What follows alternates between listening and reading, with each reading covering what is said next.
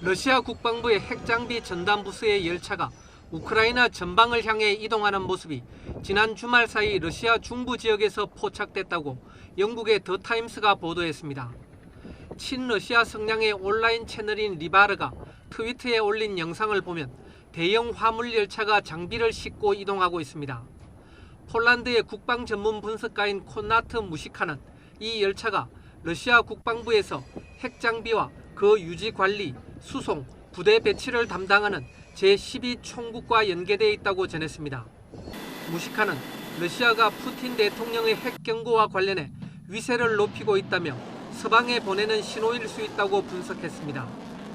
한 고위 소식통은 더 타임스에 푸틴 대통령이 우크라이나 남부와 접한 흑해에서 핵무기를 사용할 수 있다는 의지를 더 내비칠 수 있다고 설명했습니다.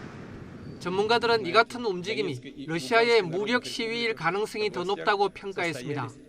그러나 이들은 푸틴 대통령이 실제로 우크라이나에서 위력이 약한 전술 핵무기를 사용하는 것이 불가능하지만은 않다고 보고 있습니다. 더 타임스는 또 러시아가 핵무기 사용 의지를 더 선명하게 드러낼 핵실험을 계획하고 있다고 소식통을 인용해 전했습니다.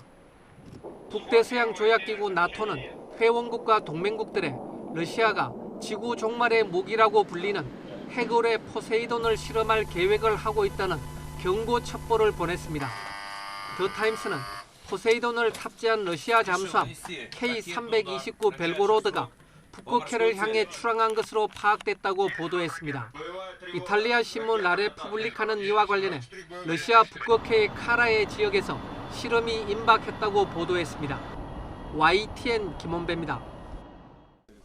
우크라이나 도네츠크의 러시아 점령지에서 최근 징집된 예비군들이 모여 있습니다. 로켓 추진형 유탄 발사기에 실탄을 장착하고 가상의 목표물에 발사하는 훈련을 받는 중입니다. Мобилизация – это такая штука, где особо-то не спрашивают. Конечно, хотелось бы, чтобы ничего этого не было. Хотелось бы дома находиться. Надо, значит, надо. 다른 훈련장에서는 소총을 쏘며 전진하는 기본 군사 훈련이 실시되고 있습니다. 러시아군이 사전 허가한 구역에서만 촬영이 돼서인지 훈련장에서는 전의가 느껴집니다. Полный вперед. За родину, матушку Россию. Вот, как бы так. Больше нет страха. 러시아군은 이달 초부터 징집 예비군을 최소한의 훈련만 시킨 뒤 전선에 보내기 시작했습니다. 병력 부족이 심각해 서둘러 투입하고 있지만 러시아군은 여전히 전선에서 밀리고 있습니다. 젤렌스키 우크라이나 대통령은 러시아를 강력 비난했습니다. 푸틴 대통령이 예비군을 총알바지로 내몰고 있다는 겁니다. Ми бачимо вже зараз серед загиблих окупантів і тих, хто був забраний просто тиждень чи два тому. Людей не готували до бойових дій, у них немає жодного досвіду, щоб воювати. 앞서 러시아 정부는 동원령 발령 2주 만에 목표의 3분의 2인 20만 명을 징집했다고 발표했습니다. 하지만 예비군이 본격 투입돼도 전사자만 늘어날 것이라는 전망이 벌써부터 나오고 있습니다. 동원령 승부수가 자칫 푸틴 대통령의 발목을 잡을 가능성도 있습니다. YTN 강성웅입니다. 우크라이나 군인들이 러시아에게 점령당했던 북동부의 보로바 지역 영토를 수복한 뒤 국기를 개양하며 환호합니다. 이번에는 남부 헤르손 지역 마을입니다. 우크라이나군의 진격이 거침없이 이루어지면서 러시아 점령으로부터 해방됐습니다. 푸틴 러시아 대통령이 도네츠크와 루안스크, 헤르손, 자포리자 등 4개 지역 합병 관련 법률에 서명해 자국령으로 공식화했지만 우크라이나의 영토 수복전이 탄력을 받고 있습니다. 보급과 교통의 요충지인 리만을 수복한 데 이어 동부 루안스크와 남부 헤르손 2개 주의 러시아의 방어선을 무너뜨린 뒤 10여 곳을 탈환하며 진군하고 있다고 로이터 통신 등이 보도했습니다. 주민들은 고향으로 돌아왔지만 집은 폐허입니다. Я тут жил. Тут был мой дом. 퇴각한 러시아군의 고문실에서는 우크라이나인을 고문하며 뽑은 것으로 추정되는 금리가 대량으로 발견돼 충격을 주고 있습니다.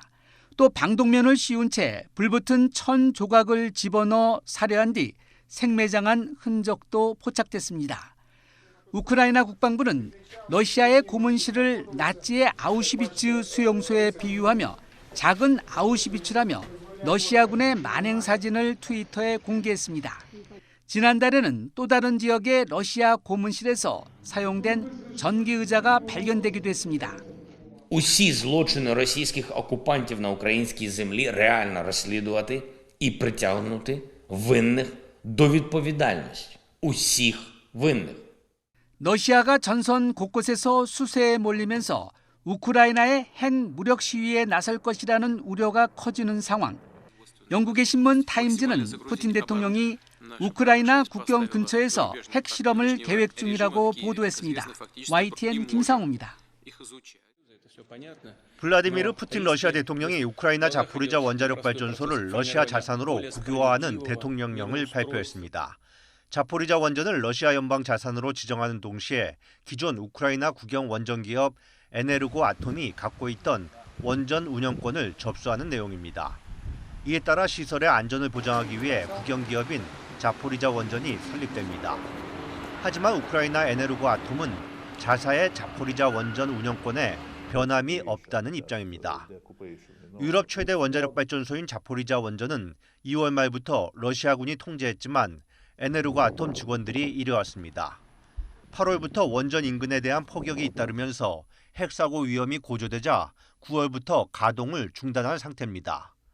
라파엘 그로시 국제원자력기구 IAEA 사무총장은 이번 주 모스크바와 키이우를 잇따라 방문해 원전 상황과 안전 문제를 논의할 계획입니다. 유럽연합 EU는 추가 대러 제재에 합의했습니다. 이번이 8번째 제재안으로 러시아의 우크라이나 점령지 합병 선언에 대한 대응입니다. 러시아산 원유나 정유 제품의 가격에 상한을 도입하는 것이 핵심 내용입니다. Of course, we feel that the Russian war causes economic and social hardship, and it places a heavy burden on our citizens and on the economy and our single market. 이와 함께 러시아산 철강 제품과 첨단 기술 제품에 대한 수입도 금지할 계획입니다. 이에 맞서 러시아는 가격 상한제에 동참한 나라에 원유를 공급하지 않겠다는 입장을 재확인했습니다. YTN 이종수입니다.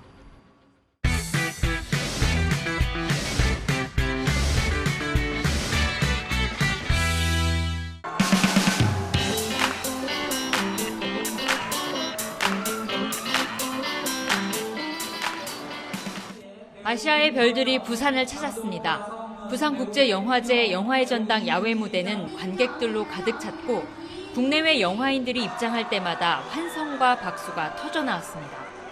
부산국제영화제가 3년 만에 화려하게 비상했습니다. 개막식에서는 먼저 지난 5월 세상을 떠난 고 강수연 전 부산국제영화제 집행위원장의 헌신과 업적을 기렸습니다. 강수연 배우가 함께한 수많은 작품의 장면으로 고인을 추모했고 운명을 달리한 김지석 수석 프로그래머와 장르익 고다로 감독도 영상에 담았습니다. 화양연화와 무간도, 새끼 등 직접 고른 대표작 6편을 들고 부산을 찾은 양조희 배우는 올해의 아시아 영화인상을 수상하며 영화제를 빛냈습니다. It's really my great honor to receive this recognition from the Busan International Film Festival. And thank you for giving me such an opportunity to come to Busan again to meet my Korean fans in person. 이영애와 이병헌 배우, 고레에다 히로카즈 감독을 포함한 아시아 대표 영화인들이 관객들과 직접 만나고 9편의 OTT 신작 등 기대를 모으는 작품 공개가 예고되면서 관객들의 기대감도 어느 때보다 큽니다. 작년에도 영화제를 못했었는데 오랜만에 영화제에 오게 되어가지고 정말 기대되고 설레요. 梁朝伟非常的喜欢你，希望你可以越来越好，越来越好，然后有更多精彩的电影。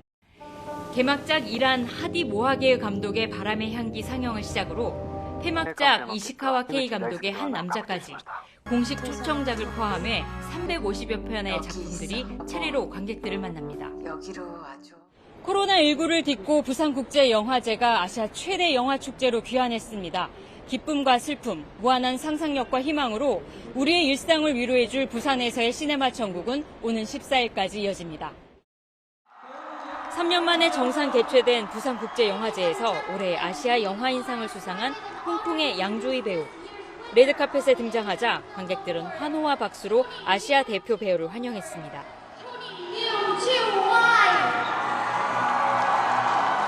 Thank you for my Korean fans.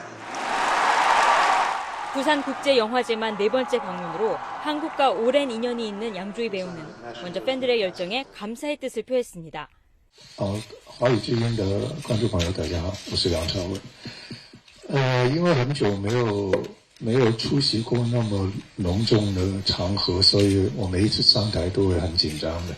我觉得我从第一次来釜山电影节就已经感受到那种热情。 한국 나이로 환갑을 맞은 양조위 배우는 이제는 연기를 즐길 수 있는 나이가 됐다면서 1980년대 초 드라마로 데뷔했던 시절로 돌아가 다시 드라마에 도전하고 싶다고 말했습니다. 即係當嗰個緣分出現咧，即係我覺得唔一定係荷里活啦，即係甚至冇係韓國啊、日本啊、台灣啊，因為我以前我覺得所有都係一個緣分嚟嘅，即係當咁啱嗰個緣分出現嗰時候，咪。 지난해 할리우드 데뷔작 샹치와 텐 링즈의 전설에서 악역을 연기하기도 했던 양조위 배우는 연쇄살인마 역할에 도전해보고 싶다고 밝히기도 했습니다. 특히 K 콘텐츠의 활약을 기쁘게 생각한다며 함께 일하고 싶은 한국 배우를 꼽았습니다. 我其實一直都好欣賞宋康昊同埋全導演，咁係好希望有機會可以同佢哋可以拍到一部電影。 이번 부산국제영화제에서는 아시아 배우 최초로 칸 영화제 나무주연상을 받았던 화양연화와 한국에서 최초로 공개되는 암화, 해피투게더 등 양조위 배우가 직접 선정한 출연작 6편이 상영됩니다. 또 야외 무대에서 오픈토크를 통해 관객들과도 만납니다. YTN 홍상입니다. 강원도 정선의 예미산입니다. 일제강점기 시절 만들어진 국내 유일의 철강광산이 있는 곳인데요. 제가 서 있는 이곳 땅속 1000m 깊은 곳에 첨단 실험실이 만들어졌습니다. 한번 가보겠습니다. 실험실로 가는 수단은 광산용 엘리베이터입니다. 깊이 더 깊이. 고속 엘리베이터를 타고 끝이 없는 것 같은 어두운 땅속을 160초 동안 수직으로 내려가자 개미굴 같은 터널이 모습을 드러냅니다. 지금 800m 지하에 도착했습니다. 여기서는 휴대전화 신호도 잡히지 않습니다. 이 터널을 따라 차를 타고 이동하면 드디어 지하 1000m 실험실에 다다르는데 진입 터널과 연결 도로를 제외한 실험실 면적만 2600제곱미터입니다. 우주에서 날아오는 미세 입자 가운데서도 가장 베일에 쌓인 두 물질을 연구하기 위한 곳입니다. 우주 물질의 27%를 차지하지만 어떤 존재인지 파악조차 되지 않고 있는 암흑물질과 암흑물질의 유력한 후보로 꼽히는 중성미자입니다. 이들 입자는 크기가 작은 데다 다른 물질과 거의 반응하지 않아 지하 깊은 곳은 물론 지구 핵까지도 도달할 수 있습니다. 하지만 지상에서 이들을 관측하려면 대기 중에 다양한 입자들이 함께 검출돼 이들만의 고유 특성을 파악할 수 없습니다. 이 때문에 다른 입자들은 도달하지 못하는 지하 깊은 곳에서 관측하려는 겁니다. 광자도 그렇고 중성자도 있고 감발선 이런 것들이 이제 비슷한 시그널을 줄 수가 있습니다. 지상에서는. 최대한으로 그런 알고 있는 시그널들 다 없애고 우리가 찾으려고 하는 이론적으로 존재하는 그런 시그널들을 찾으려고 하는 거죠. IBS는 2019년 4월 공사에 착수해 올해 드디어 완공했습니다. 내년까지 중성 입자 검출 장비 등 관측에 필요한 모든 장비를 들여와 연구를 시작할 계획입니다. 어마어마한 지하 실험의 메카로 거듭날 것을 기대하고 이 시설을 통해서 정말 세계적인 연구 성과가 나오기를 기대합니다. 우주 입자를 연구하는 지하 실험실은 전 세계적으로 모두 18개입니다. 이 가운데 우리 우주 입자 실험실은 6번째 규모입니다. 베일에 쌓여있는 암흑물질과 중성미자의 비밀이 우리나라 연구소에서 풀릴 수 있을지 기대됩니다. YTN 사이언스 최소라입니다. 올해 연말부터 밤 10시부터 새벽 3시까지 심야 시간대 강남역에서 택시를 부르려면 10,000원에 가까운 기본 요금을 내야 합니다. 현행 심야 시간대 할증 요금은 4,600원인데 카카오 블루와 같은 가맹 택시 호출 요금이 최대 5,000원까지 오르면 요금은 9,600원으로 뜁니다. 여기에 서울시가 연말에 택시 기본 요금을 현행보다 1,000원 더 올릴 예정이라 소비자 부담은 더 커질 걸로 보입니다. 택시가 잡히기만 한다면 비싼 호출 요금을 감당하겠다는 의견도 있지만 좀 많이 비싸지긴 하는데 그래도 너무 급하면 그렇게 배차만 잘 된다면 사용할 것 같아요. 당장 택시 이용을 줄이겠다는 의견이 대다수였습니다. 지금 요금도 사실 많이 부담이 되긴 하는데 그러면 아예 사실 택시를 못 탈 것 같다는 생각이 좀 많이 듭니다.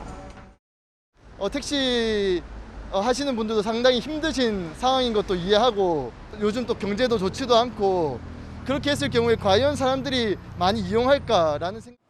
정부는 승객이 호출 요금을 낼지 말지 선택할 수 있도록 했지만 수요가 몰리는 시간대 웃돈을 내지 않으면 택시 잡기는 지금처럼 하늘의 별 따기일 수밖에 없습니다. 호출 요금을 8,000원까지 올려야 한다고 주장해온 택시기사들도 아쉽긴 마찬가지입니다. 택시업계는 이번 대책이 배달이나 택배업체로 빠져나간 기사들을 되돌아오게 하기엔 부족하다는 입장입니다. 플러스 5,000원 정도는 돼야지 보통 하루에 한 5건 정도를 호출을 받는다 치면은 한 65만 원, 월 한 65만 원 정도가 되거든요.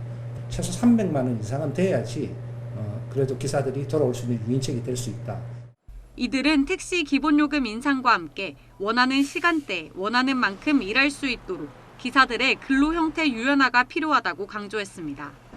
사회적 거리두기 해제 이후 심야 시간대 귀가를 발목 잡았던 택시 대란이 호출료 인상 등 이번 정부의 대책으로 해소될 수 있을지 관심입니다. YTN 윤혜리입니다.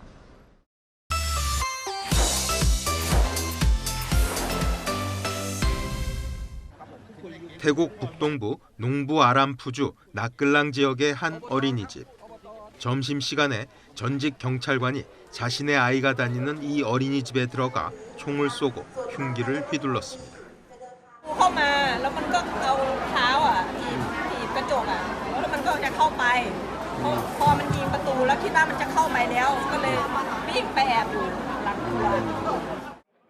용의자는 흉기를 사용해 어린아이들을 살해한 뒤 어른들에게는 총을 난사한 것으로 알려졌습니다.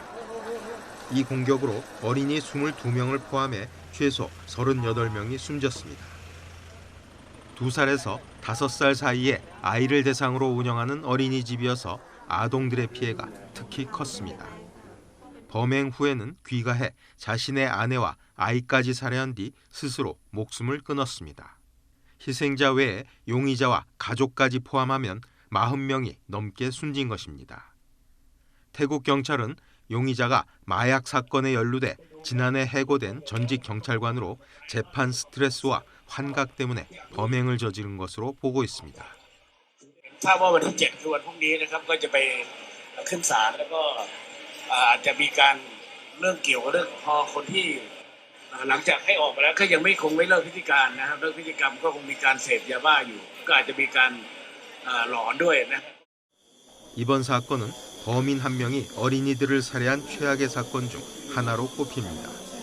2011년 노르웨이에서는 우익 극단주의자가 청소년 여름 캠프에서 69명을 살해했습니다.